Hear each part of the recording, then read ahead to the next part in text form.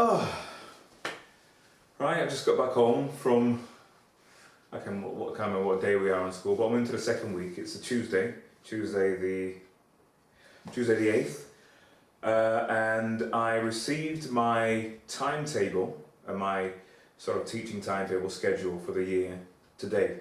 So that's quite an exciting day, so that's why I thought I'd do a post. It's quite a big day. What have I done today? Well, this morning I had a double food tech lesson and it went really well. We're working with an amazing year 11 class, and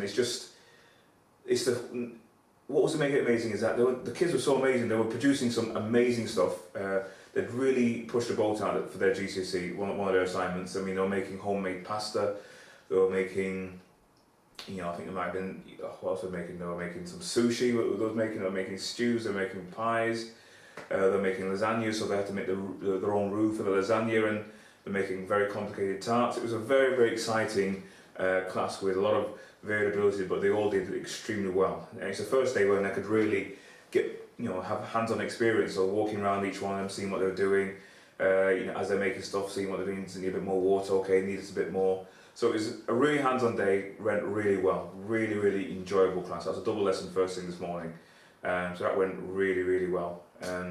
Afternoon I had another double lesson, which was a design technology lesson. The kids were just getting started with the project, so I was really just talking with them, asking them questions about their ideas, trying to draw stuff out. So today's the first day, not directly teaching, but supporting in a class, but it went really well. I've got quite a full schedule. I'm going to outline my schedule for the week. I'm not going to outline my schedule for the week, but the two topics that for me, I'm doing design technology, so the two subjects I'm going to be focusing on the most of the course this year will be food technology and design technology, DT, which I think is going to involve, I'm going to spend a lot of time with in a product design department. So it's mirroring those two, which I'm really happy about, because I'm really into food, and my background's in design. So today was an excellent day. So yeah, I just want to do a very quick post to say, it's a high day today. I got involved with the kids, and for me, it was when you actually interact with the children, and you see their eyes light up, and you get involved, and your eyes light up. That was just a good reminder to me that, yeah, this is where I'm supposed to be. This is the environment I'm supposed to be in. As I go by, I started to develop my own philosophy for how I want to teach and how I want to deliver. And as an individual, I want to bring joy into the lives of students. I think children, young people, work better when they're happy than when they're stressed out. So when someone sees me and and they see that, oh, I've got Mr. Liburd, I want their heart to feel happy, because if they do that, when they see me and I'm asking them questions, their mind's going to be turned on, rather than the apprehension of, oh, I've got Mr. Liburd, or the apprehension of, well, what my exam result's going to be, or whatever.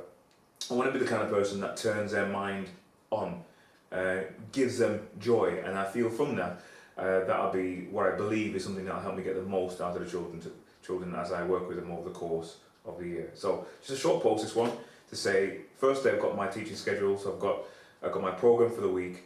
Now, in this first week, I'm just going to be maybe looking to assisting classes and support, but then as time goes by, I'm going to be given responsibilities to teach classes as well. So in the future post, you'll get to hear about me teaching classes. My teaching schedule is 70%, so 70% of my time I'll be teaching 70% of the classes. Let me get this right. 70% of my time in school will be teaching. So that's going to be a lot of teaching involved. Now, later on in the course this week, we actually have our first, we'll be teaching 4 days a week. All right, let me go back a little bit. I'm doing a PGCE, and my particular type of PGCE is called a Schools Direct Program. You can do you can do the PGCE one or two ways. You can either do a university-based PGCE, where you start off in university, I think you do something like 6 weeks, and then send you out to placements to schools, to go back to university, to schools, etc., backwards and forwards. Or you can do it as a Schools Direct Program, where you're based 100% of your time within a particular school, and then you have your assignments which are attached to that. So 1 day a week you're coming to your university week, where you have your lectures and you get together with everyone else on the course.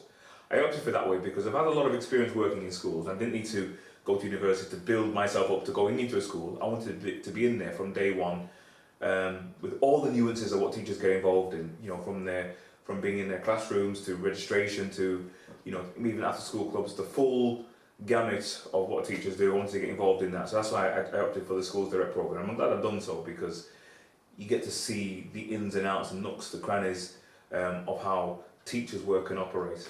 So day, I can't remember what day it is, but week 2, and so far all is well. I've got some things to do, so I'm going to be doing some more reading later on today. Maybe I had a little bit of time today to recap over some of my notes.